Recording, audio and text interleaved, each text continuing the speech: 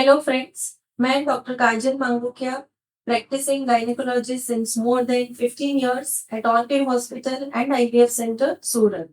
नमस्कार, आपका स्वागत है ऑर्किड पेशेंट्स अवेयरनेस सीरीज में।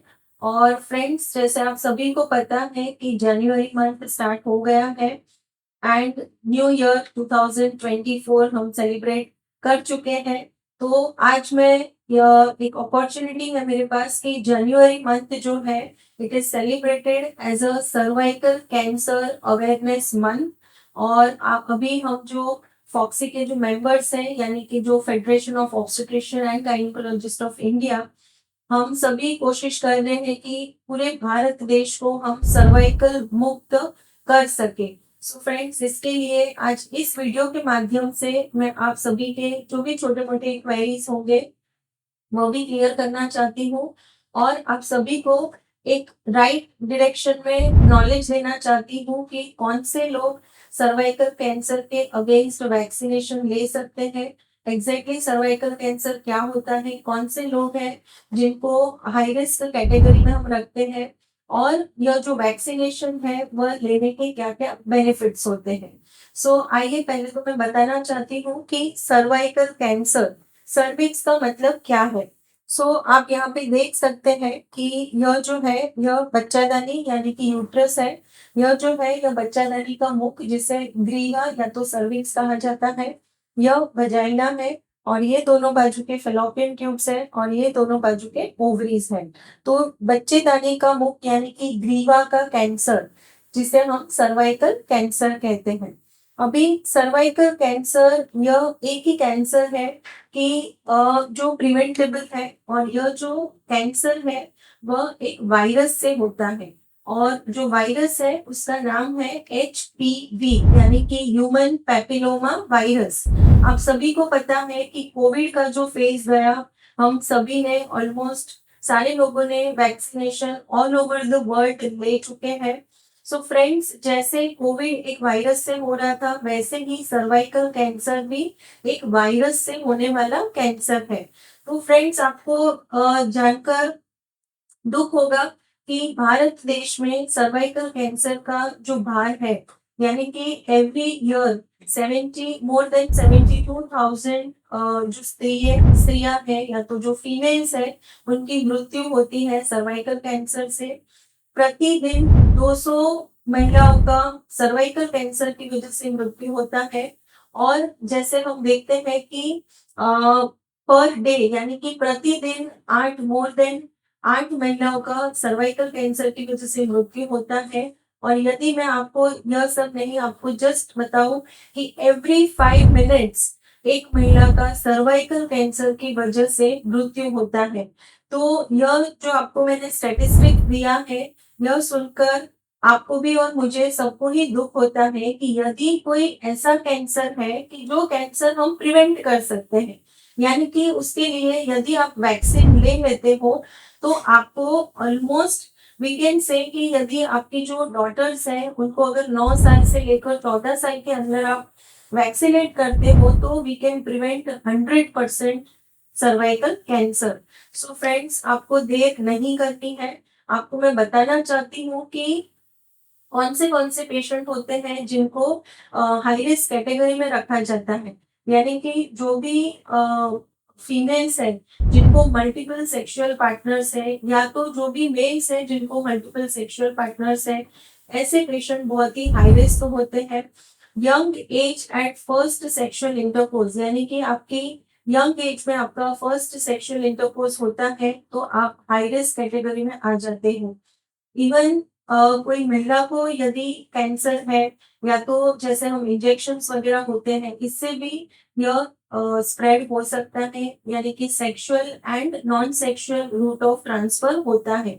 तो फ्रेंड्स, ऐसा नहीं है। जैसे अभी जस्ट फ्यू डेज बैक मेरे पास पेशेंट था कि जिनको ऑलरेडी हिस्ट्री थी कि HPV वायरस पॉजिटिव, यानी कि जो भी फीमेल के साथ सेक्सुअल कांटेक्ट हुआ था she was HPV viral load positive था। तो जैसे अभी उनकी शादी हो रही है तो देवर वरीड कि मेरी वाइफ को जो वायरस है वह स्प्रेड नहीं होना चाहिए। तो फ्रेंड्स, आपको यह सारी चीज का ध्यान रखना है।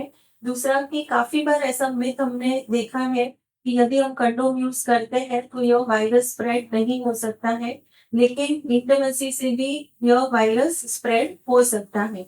तो फ्रेंड्स, यह सारी इंपॉर्टेंट बातें आपको ध्यान में रखनी है। अभी हम बात करते हैं कि एचपीवी वायरस जो होता है, इसमें बहुत सारे सब टाइप्स हैं। मोस्ट इम्पॉर्टेंट जो है एचपीवी 16 एंड 18, यानी एचपीवी 16 और 18 जो है उसको हम कैंसरस कैटेगरी में रखते हैं, और एचपीवी के दूसरे जो प्रकार है वो non cancerous viral infection spread कर सकते हैं। हमारे पास अभी जो वैक्सीन भारत देश में अवेलेबल है उसमें बाईवैलेंट और ट्राईवैलेंट क्वाड्रीवैलेंट वैक्सीन अवेलेबल है। बाईवैलेंट जो है वह दो ही प्रकार के वायरस के अगेंस्ट प्रोटेक्शन देता है, और क्वाड्रीवैलेंट जो है वह 4 प्रकार के वायरस के अगेंस्ट इम्यूनाइज करता है। अभी कौन से जो रिकमेंडेशन हमारे पास आई है कि जो WHO की रिकमेंडेशन है, और हालांकि अभी हमारे पास जो फॉक्सी के भी रिकमेंडेशन आए हैं उसमें स्ट्रिक्टली कहा गया है कि जो भी लड़कियां हैं जो 9 साल से लेकर 14 साल के बीच में है, उनको हम 2 वैक्सीन के डोज कंपलसरी देना चाहिए, दैट इज 0 एंड 6। यदि आपको चाहिए कि आपको क्वाड्रिवेलेंट वैक्सीन लगवाना है तो आप आइडियली 3 डोजेज लगाए, दैट इज 0, 2 एंड 6। इसके साथ साथ यह भी इम्पोर्टेंट है कि आपके जो सन है यानी कि जो बॉयज हैं उनके लिए भी यह वैक्सीन बहुत ही इम्पोर्टेंट है। तो लड़कों को भी हम 9 साल से लेकर 14 साल में आइदर 2 डोजेस और 3 डोजेस ऑफ वैक्सीनेशन दे सकते हैं। हमारे ऑर्किड हॉस्पिटल में हम जो रेजिम फॉलो कर रहे हैं, that is 3 doses of quadrivalent vaccination, 0, 2 and 6। तो 3 डोजेस हम जो भी गर्ल्स हैं और बॉयज हैं उनको आइडियली हमें देना चाहिए, ताकि जो गर्ल्स है उसमें हम सर्वाइकल कैंसर प्रिवेंट कर सके, और जो बॉयज है उनको anorectal, anogenital and phenyl cancer से हम प्रिवेंशन दे सकते हैं। आपके यदि सन या तो डॉटर है, बेटा या तो बेटी है, जो ऑलरेडी अभी ऑलमोस्ट 5th या 6th स्टैंडर्ड पास कर चुके हैं, तो आप जरूर से आपके बेटा और बेटी दोनों को ही यह वैक्सीनेशन दे सकते हैं। और उसकी जो इफेक्ट है, if it is given under 15 years, तो इट इज 100% इफेक्टिव। यदि आप 15 साल के बाद भी देना चाहते हैं तो भी सेम रेजिम है कि आपको 0, 2, 6 यानी 3 डोजेस वैक्सीनेशन के देने हैं। अभी जो भी फीमेल्स है या तो जो भी गर्ल्स है जिनका ऑलरेडी एक बार सेक्सुअल कांटेक्ट हो चुका है, तो उनके लिए जो गाइडलाइंस है कि उनका एक पैप स्मीयर यानी कि पैप टेस्ट करना बहुत ही इम्पोर्टेंट है। जनरली पैप टेस्ट जो है वो पीरियड के 8 या तो 9th डे हम करते हैं कि जहाँ पे आपका ब्लीडिंग ऑलरेडी बंद हो चुका है। जब भी जो भी फीमेल्स हैं या तो गर्ल्स हैं जिनका ऑलरेडी शादी हो गई है या तो फर्स्ट सेक्सुअल इंटरकोर्स हो चुका है, उनके लिए प्रोटोकॉल है कि फर्स्ट आप अपना पैप टेस्ट करवाएं।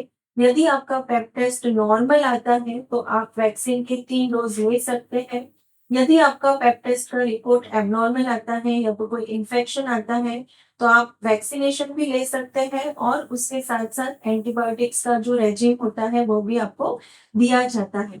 यदि कोई महिला है जिनको low grade squamous intraepithelial legion यानी कि कैंसर की जो ग्रेडिंग होते हैं उसमें उनका पैप स्मीयर का रिपोर्ट आता है, तो यह पेशेंट भी वैक्सीन तो ले ही सकते हैं, लेकिन उनको ध्यान रखना है कि जो लेवल तक उनका डिजीज पहुंचा है वहां से उनको रिवर्स नहीं होने वाला है, वे भी आगे उसका जो प्रोग्रेशन है वह कम हो सकता है।